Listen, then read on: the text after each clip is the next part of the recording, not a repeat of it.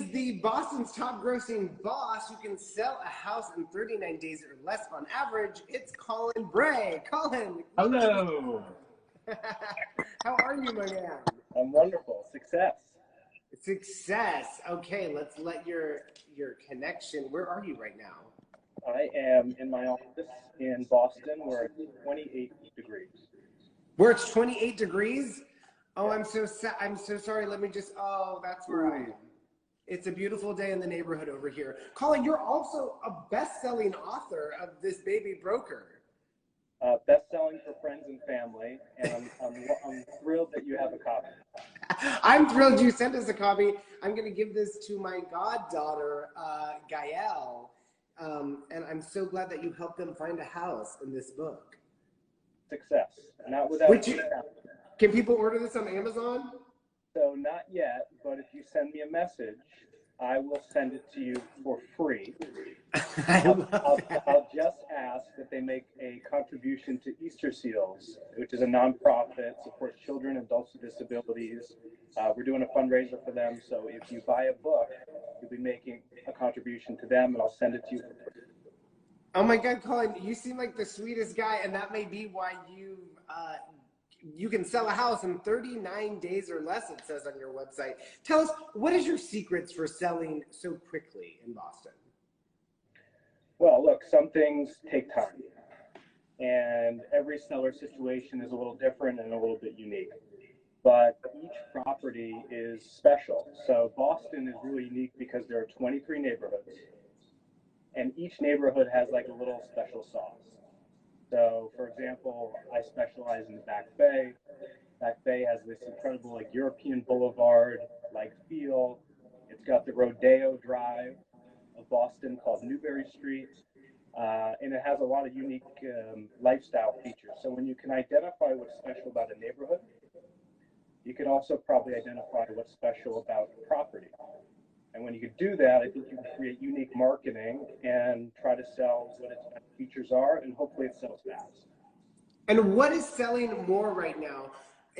Is it condos because they're scarce, or is it brownstones? So it's interesting. Boston has many buildings that are over 100 years old. And a lot of those brownstones, there are 2, 3, 10 condominiums.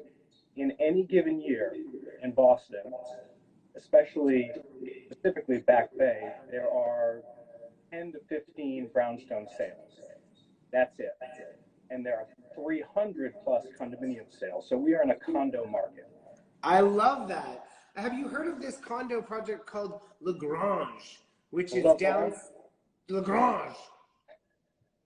I have heard of it, yes. And it's downtown, kind of near Boston Common. Well, Bostonians pronounce it LaGrange. Oh, LaGrange. LaGrange. It's not French? Might be. Well, let's hop over to one of your listings, which is this beautiful brownstone, and you're going to take us inside, and we're going to have the audience guess the price, even though they don't know the Boston market. What do you think that the price per square footage typically is in Boston? Are we waiting for feedback? No, you're supposed to tell us what the price per square footage is. We're going to look at 53 Dwight Street, York Century 21. It's in Boston. It's in Boston, 3 bedrooms, 4 bathrooms, and you're going to take us inside. Yes, brand new construction about 7 years ago. So you took this historic 100-year-old brownstone and you put it back into modern condition. So new everything. For a product like this, it's north of $1,000 a square foot. So we were asking about $1,100 per square foot and change. Don't reveal the price. We're going to have the audience guess the price. I won't give away too much. You know, sometimes you got to tell me to zip it. Collin, this is beautiful. I mean, so it's brand new. It doesn't look like when we build a new house in LA, and it looks stark new. This has character, history. Yeah, it's more like a restoration, a custom renovation, rather than a total gut and it's modern. We Bostonians love our charm. Yes, I love that about Boston. This looks like Sesame Street to me. Do we have some guesses on the price? It's 3 bedrooms, 4 bathrooms in Boston. And he says it's around $1,000 per square foot. Well, it's actually, the asking price is just north of $1,100 per square foot. So there's your hint, audience. There's your hint, audience. Any guesses? Our audience isn't too familiar with Boston, so they might not jump in, but they love to overprice things. So that's always good for you.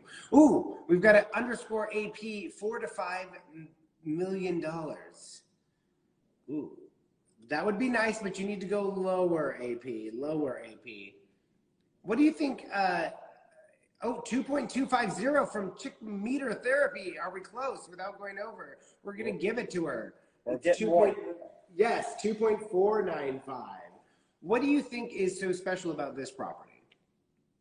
Well, a number of things. One is location. You are a half block from what we call Restaurant Row. So when you visit Boston, I'm going to take you to Restaurant Row. Dinner, drinks on me, and you're going to have the Bostonian experience. So it's in an epic South End location, as well as it's all new. So 3 levels, it lives like a townhouse, and it has the most important thing that you can ever imagine in Boston. You ready? Let me guess. It's not outdoor space. Close. Is it a deck?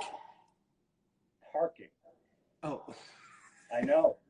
Isn't it crazy? It's so common everywhere else, but in Boston, it's like New York City. It's a premium. That is so true. You need parking. The people I know who live in Boston are very down to earth, but also very wealthy. You feel like it's a lot of wealthy people in Boston. Well, we're just not flashy. Yes, that's what it is. You're not flashy. We're just kind of we're old school, kind of traditional.